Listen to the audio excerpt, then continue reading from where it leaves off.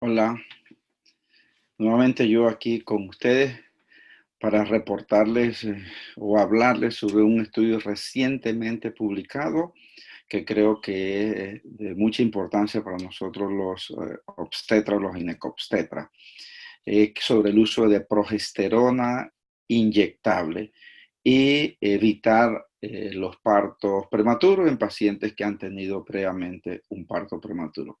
Veamos el artículo. Vamos a ver aquí, lo tenemos el artículo, un artículo publicado hace 2 semanas en el American Journal de Perinatología. El artículo se llama o dice prevención del parto recurrente con el caproato de 17 hidroxiprogesterona. Se llama el estudio PROLONG, es un estudio multicéntrico internacional randomizado doble ciego.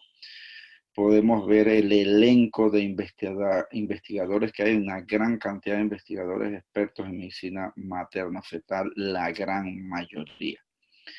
Entonces, veamos algunas cosas importantes que debemos saber sobre la progesterona inyectable o intramuscular en la prevención del parto prematuro.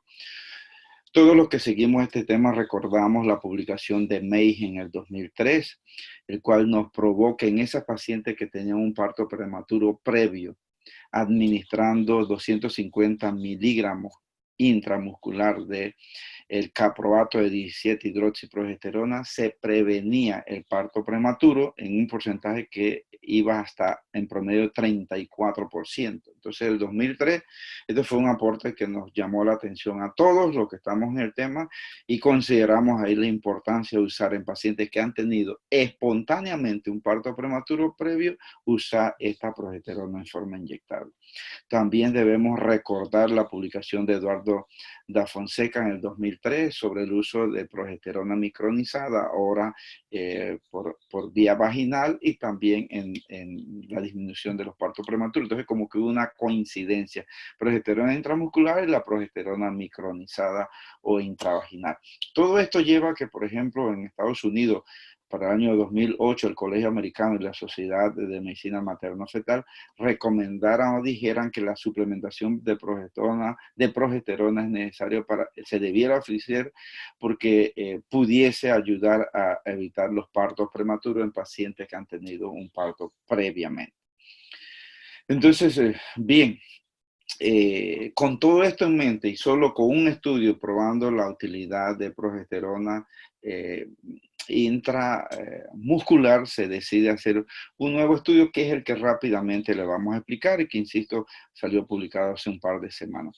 Es como reconocido como el estudio PROLONG, repito, publicado en el American Journal de Perinatología, y donde se quería evaluar la eficacia de el caproato de 17-hidroxiprogesterona inyectable en evitar la recurrencia de parto prematuro.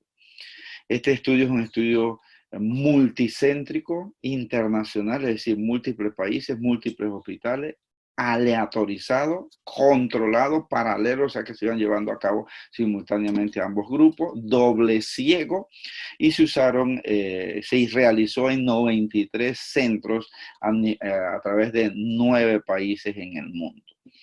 ¿Qué más de este estudio? Las pacientes que ingresaron al estudio mayores de 18 años, pacientes con embarazo único, no múltiple, entre 16 a 20 semanas, que cumpliesen los criterios de haber tenido previamente un parto espontáneo y por supuesto que se incluían algunas complicaciones o malformaciones o problemas desde el punto de vista obstétrico. Se hizo la aleatorización, interesante porque aquí la aleatorización fue en relación 2 a 1, o sea, por cada 2 pacientes tratadas, una paciente o en el grupo control o de tratamiento, perdón, en el otro grupo, que es el que no llevaba medicamento, una paciente. Relación 2 a 1, es decir, 2 pacientes con tratamiento, 1 con placebo, pero por supuesto que esto es al azar y a doble ciego. Y se evaluaba o se administraba semanalmente hasta las 36 semanas y 6 días, es decir, rankeando hasta las 37 semanas o hasta que ocurriera, por supuesto, el parto prematuro. Este estudio, repito, el estudio PROLONG tenía variables primarias, pero interesante porque tenía variables primarias combinadas o un conjunto. Por ejemplo, desde el punto de vista de eficacia y desde el punto de vista de seguridad. Desde el punto de vista de eficacia o de efectividad, si queremos llamarlo así, partos menores de 35 semanas era la variable que se incluía, y los resultados de complicaciones perinatal, que es un conjunto que usualmente son las complicaciones de prematuridad. Y desde el punto de vista de seguridad también se evaluaban otras variables, y era la segunda variable primaria que incluía desde el punto de vista de complicaciones de muertes fetales, perinatales en este grupo de pacientes tratadas con el placebo o tratadas con la droga.